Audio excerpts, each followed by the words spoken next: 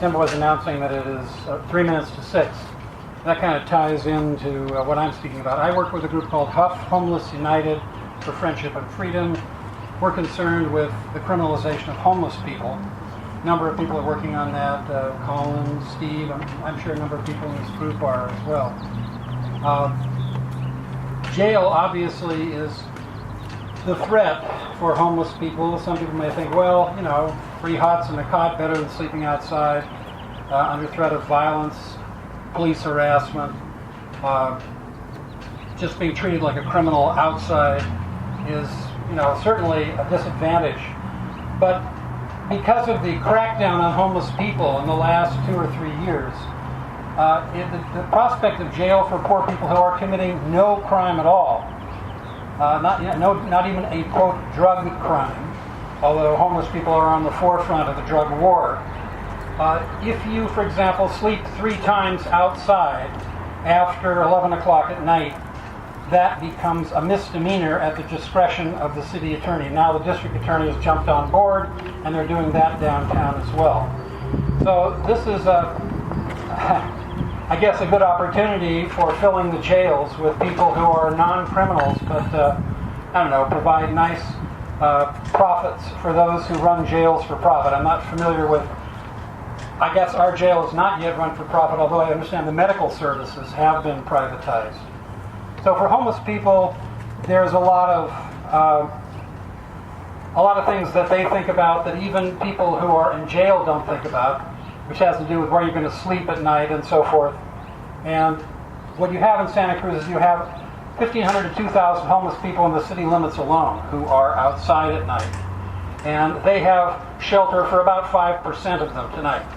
There actually is no walk-in shelter anymore for people. You have to be on a waiting list. And so you face criminalization. Yesterday at City Council, some of you may know that there were laws that were being considered supposedly to alleviate the problems for people who are in public spaces downtown, like street performers, but also like homeless people who want to do what you're doing, sit down within 14 feet of a building. That's illegal in Santa Cruz in any business district. So it means that, and if you can't sit on a bench for more than an hour, that's also illegal in Santa Cruz. There's a whole series of anti-homeless laws that continue to get worse in Santa Cruz, and jail is the option, the threat that they're holding over the heads of homeless people in Santa Cruz. I want to thank a couple of people like Dennis, who suggested to me that what we have here is the street to jail assembly line. It's a kind of a, heard of the school to jail assembly line. This is the street to jail assembly line because it's so easy to get a citation. And homeless people can't afford to pay a $157 sleeping ticket or a $314 ticket for not moving from one space to another after an hour because a police officer comes along and thinks you've been there for longer than an hour, thinks he's told you. That's illegal in Santa Cruz. To sit either at a political table, registering voters, or with your guitar after an hour downtown. You have to move 100 feet away, you can't come back for 24 hours, and whatever schmaltz you may hear from the city council that hasn't changed and isn't about to change, and Vice Mayor Donnelly and whatever the sweet things he has to say about homeless people has taken no action to change that or to publicly oppose that.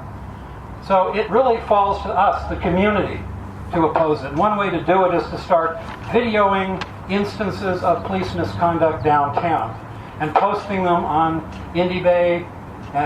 We, of course, have 2 reporters here from Indy Bay.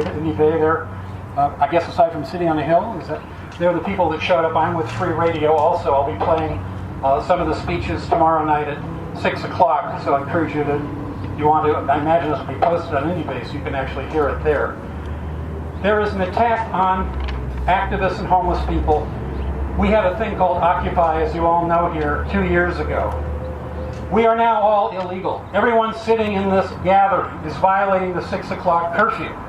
You are violating the law by being here right now, facing misdemeanor prosecution. Because between 6 p.m. and 6 a.m. on all county property, it's illegal to be here. This is outrageous, obviously. I mean, this is your seat of government right here. And you're not allowed to be here doing what you do. Now, of course, they're going to ignore you because you have the power to make them look ridiculous if you're arrested. But There was a man who two years ago was on a bench sleeping. And he was arrested because he had a sign that said sleep is not a crime.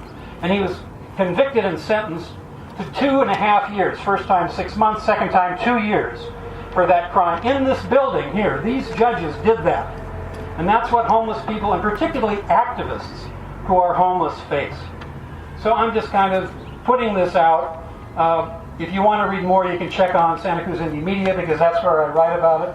The ACLU, I understand, is beginning to take a look at some of these issues, though we've tried for 20 years to get them to just simply say, sleep should not be a crime, and we can't get them to do that, because the people on the ACLU, many of them are politically motivated and concerned with the possible. They don't want to interfere with the city council's agenda or risk their positions in the community. Anyway, I'm hoping that changes, because people like us at this gathering here are willing to risk a little more. That's what it looks like to me. We're willing to spend a little more time doing it. And I want to thank everyone for coming out, and to thank those who are running this protest who invited me to come too. I do not speak on behalf of any homeless people, by the way. I only speak on my own behalf. I'm not homeless myself. Thank you.